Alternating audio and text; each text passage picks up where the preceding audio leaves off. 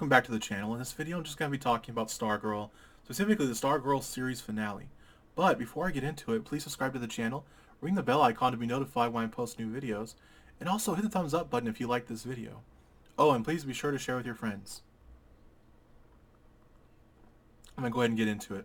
So recently I just saw the Stargirl series finale on CW. And while many of these superhero shows on CW have lost their luster, they've completely lost their edge. I don't know, just something about them that has it's. I remember when like shows like Arrow, when Arrow first came out on CW. Now it wasn't the best show, especially if you're a big fan of Oliver Queen and the Green Arrow. It wasn't the best, but it was still entertaining and definitely one of the greater shows on that CW had actually featured on their channel for quite some time. When you got shows like Smallville was one of my favorite shows growing up.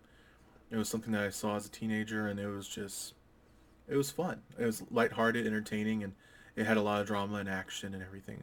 But like with most CW shows, for some reason, after the third season, they start to kind of wane in their quality. Now, I'm not saying that these shows are just crap or anything. In fact, I actually still like watching all these shows. Smallville, Arrow, The Flash, and all that. Superman and Lois was one of my it was one of those shows that really actually did great in a very surprising way. Although I didn't expect it to do well because of the fact that I couldn't picture Tyler Hoechlin as Superman. But that's all beside the point. I kind of went on a tangent there. But basically, when I was watching Stargirl, I was enamored with the characters. Each character had a very close similarity to how they are depicted in the comic books, specifically Stargirl herself and Pat Dugan. I was mostly surprised that they actually went the route that they did. Like, it was very close. I mean, obviously it's different from the comic books, but I enjoyed it because of the fact that they captured the heart of the comic books. And man, when they brought in the different villains for the show, it really was surprising. I mean, I did not expect it to do that well. It's not a show that you would think would do particularly well, and ratings wise, I'm not sure. I never really look up the ratings on these shows. I just like to watch these things and kind of formulate my own opinion on anything I watch. And when I was watching Stargirl, you have these characters like Pat Dugan and Courtney Whitmore. Courtney Whitmore in particular. I mean, she's a typical cheerleader type character, but she eventually grows into her own. Like, they actually tell a good story, and she's not just some strong, independent young lady like most of these shows try to depict the female character. She's actually just she's a daughter, a stepdaughter, and a sister and a friend, and she struggles to find her footing, and especially whenever she actually gains the staff. And so whenever I saw, I kept up with every episode. Honestly, I watched every episode. I'm not ashamed of it. It was one of these great shows, and people right now are very clearly upset with how CW turned out with a lot of their shows, and rightfully so. When you have the Crisis on Infinite Earths, I remember the big setup for that show, that crossover event. It kind of was the crucible, or I guess the catalyst. Really, it's the catalyst that really tanked the entire Arrowverse, and it was mostly because of the fact that they brought these characters together that clearly should have been fighting against a group of villains again, and to save the multiverse and finally the Anti-Monitor and all that. And it was very odd. They made it very minuscule.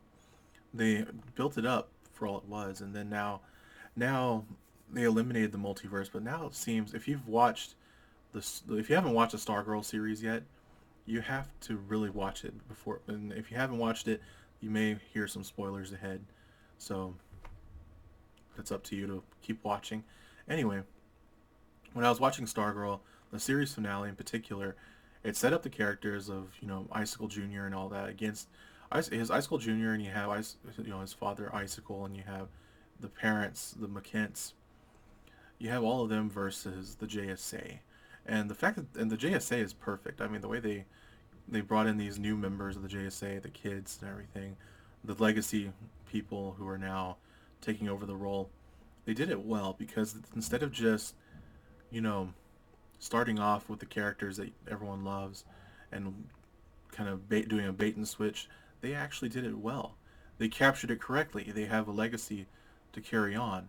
And that's how it is in the comic books. These characters don't just like if you're not going to do a show about the JSA, then you should definitely involve the JSA in some way with Stargirl. But the way they did it was perfect. I mean, I might be alone on this subject, and that's fine.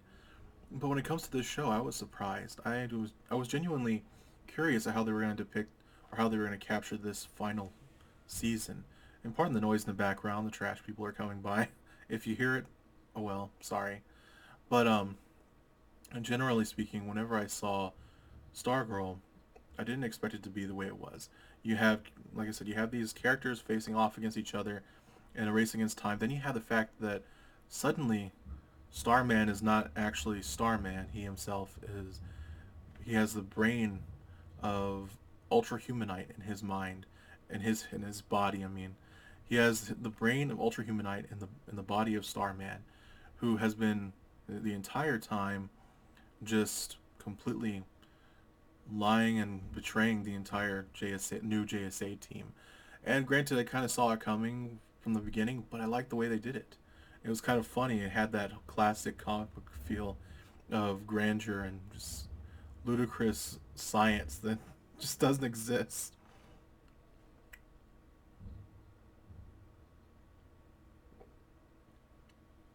And so whenever I was watching it, the way they depicted everything was great, and the way they wrapped it up, it didn't just you know leave you with a cliffhanger where like they left it open ended in case it does get picked up for another season. But from what I can tell, it looks like they're not going to pick it up for another season, and I understand why. It's a really big budget type show, and for it to keep going and to not make any money, for it to I mean it's a TV series. The whole point with ad revenue on TV shows and on online generally everywhere, ad revenue seems to be dying down with the current climate and the way things are in the financial market.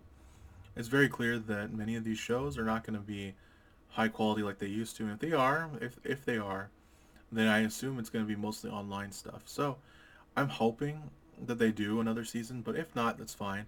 Heck, it'd be great if they do a spinoff and just called it JSA, the Justice Society of America. I mean, that in itself would be priceless. One of the best shows that you could possibly imagine. But just seeing the way they depicted the character and told the story, they captured it well. It had good transitional effects to it. Everything was precise and well timed. Granted, for some people, it's not going to be their cup of tea, and that's fine because of the fact that it's just supposed to be a show for entertainment value. And if they don't like it, that's okay.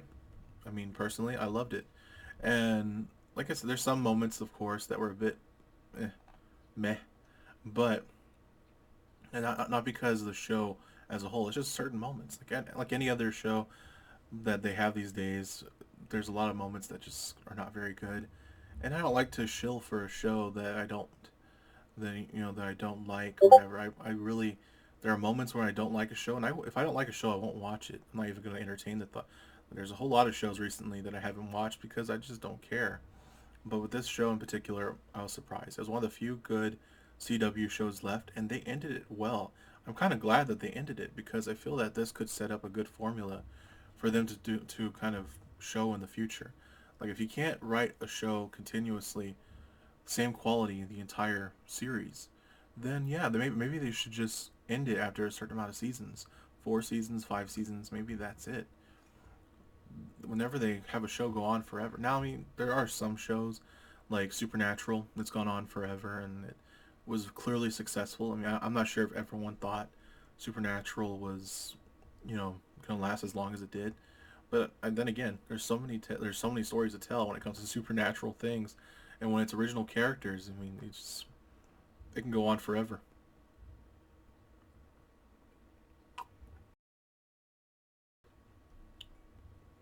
So anyway, there's not much I can really say in regards to this show. You have to watch it for yourself. But ultimately, I was surprised by how the show turned out. The way they wrapped it up was perfect.